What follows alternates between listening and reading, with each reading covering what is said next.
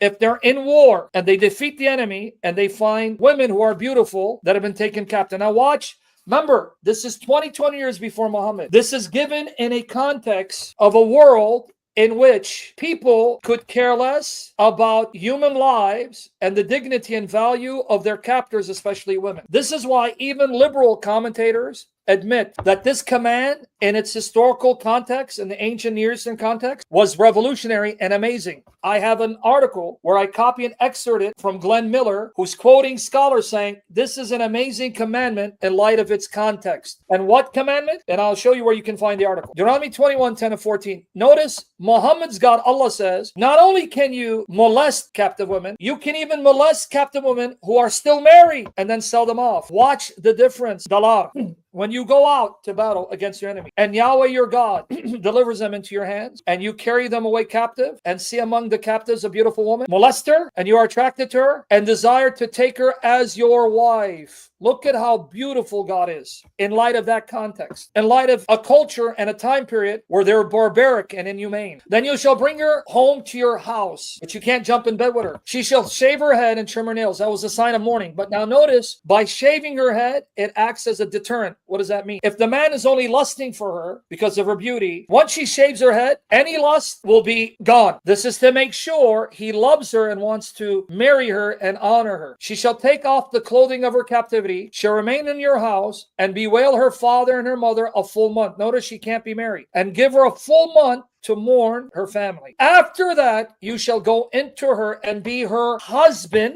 and she shall be your wife. It shall be, if you have no delight in her, then you shall let her go where she desires. She is free. Send her wherever she wants with provision.